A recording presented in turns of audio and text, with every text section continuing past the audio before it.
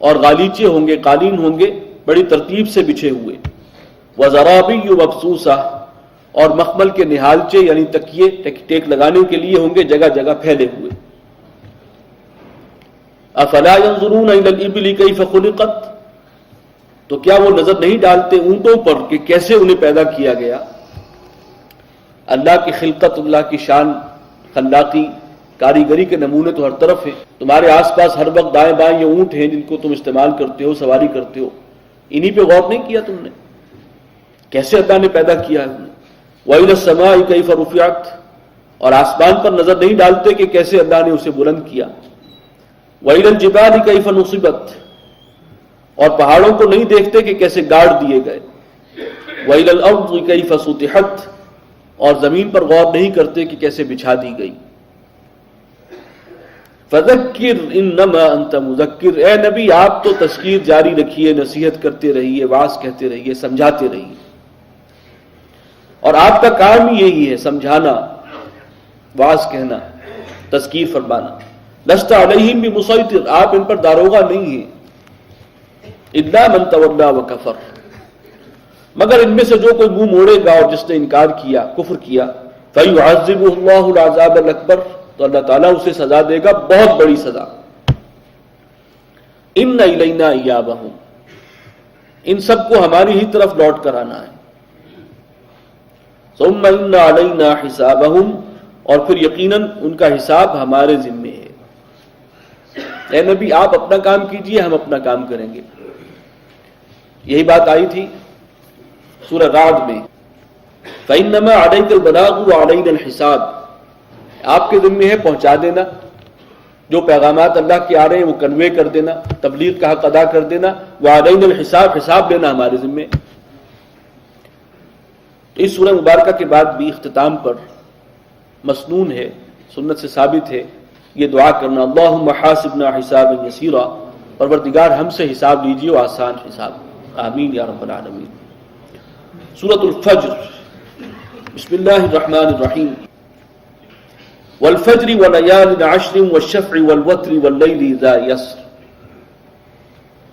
اس سورت کے آغاز میں بھی چند قسمیں ہیں اور ان میں بھی مختلف آراء ہیں ان کے، جو بھی مفہوم اور مدلول ہے اس کے بارے میں۔ والفجر، قسم ہے فجر کی، عام طور پر کہا گیا کہ اس سے مراد ہے عید قربان، یوم النحر، اس کی فجر جب بڑا اجتماع ہوتا ہے۔ ولیال عشر، اور قسم ہے 10 راتوں کی، وہی 10 راتیں جو ہیں ذوالحجہ کی، اس سے پہلے غالباً وہ مراد ہیں۔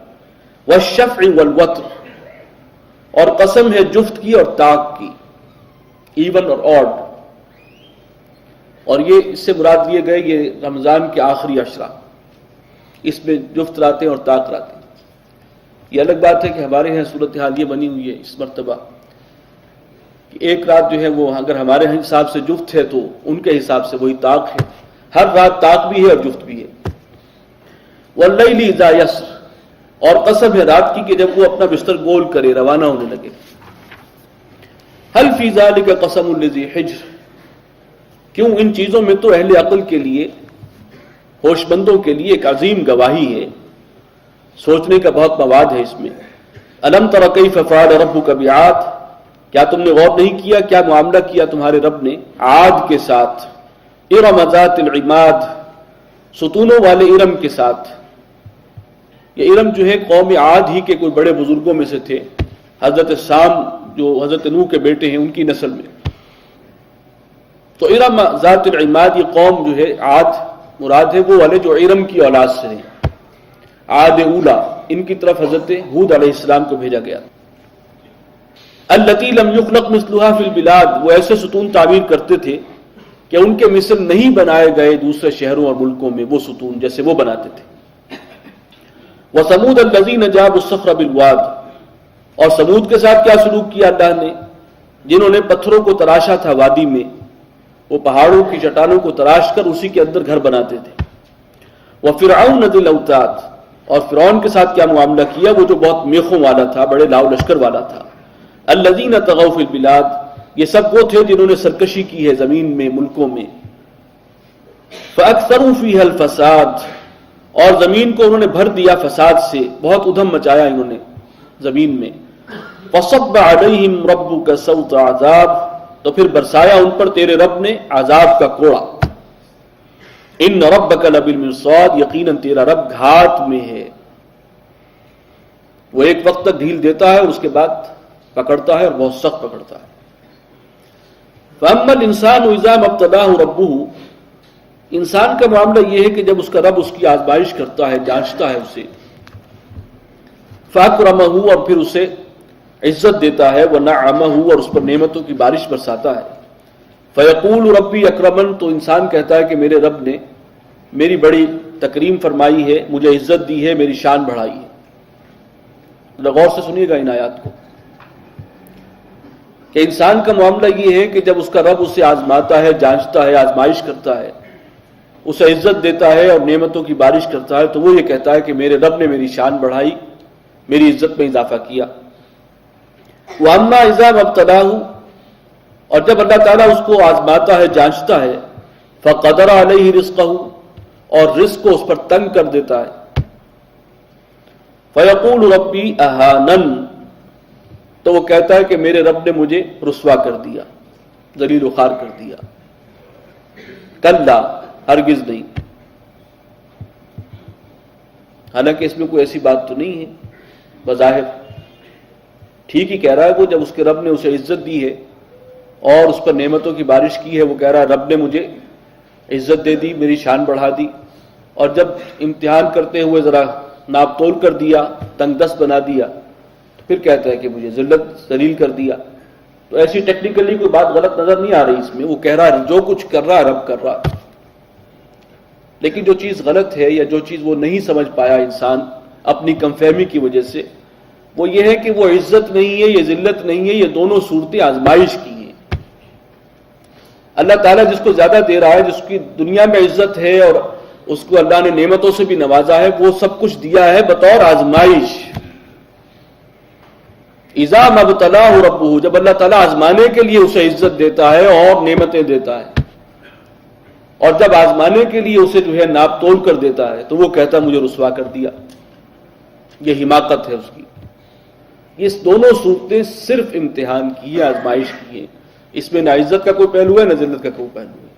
ہاں یہ ضرور ہے کہ اللہ تعالیٰ جس پر احسان کرے، نعمتیں نازل فرمائے، برسائے، اسے چاہیے کہ وہ اللہ کا شکر ادا کرے. پروردگار نے مجھے عزت دی ہے، اس کا شکر ہے، اس کا شکر مجھ پر واجب ہے. زبان سے کرے، عمل سے کرے، اس کا سچا بندہ بنے، وفادار بنے.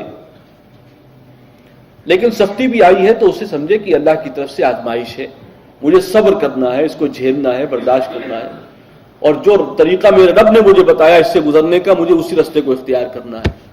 یہ ہے صحیح روش. اور اس میں بھی ایک اگلی بات یہ ہے کہ جس کو اللہ تعالیٰ زیادہ دیتا ہے اس کے لیے آزمائش سخت ہے، جسے کم دیا ہے اس کے لیے آزمائش آسان. جس کو زیادہ دیا اس کے لیے حساب بھی شدید ہوگا، ایک ایک پائی کا حساب بھی لے گا اللہ. اور جس کو کم دیا ہے ظاہر ہے کہ اس کے لیے آسان حساب جو ہے نسبتاً آسان ہے، اسے کم اپنا جو ہے وہ دینا، لائبلٹیز کم ہے اس کی. تو یہ ہے حقیقت جس کو اللہ جس کی آنکھیں کھول دے اور دنیا کی حقیقت کو سمجھ جائے، اس کا نقطہ نظر وہ ہوتا ہے. اور جس کو سمجھ نہ آئے تو وہ یہ سمجھتا ہے کہ میرے ساتھ یہ سلوک ہو رہا ہے، کبھی مجھے ذلیل کر دیا اور کبھی عزت دے دی. کلا، ہرگز نہیں. بل لا تکرمون الیتیم، بلکہ تمہارا معاملہ یہ ہے کہ تم یتیموں کا خیال نہیں کرتے، انہیں عزت سے نہیں رکھتے.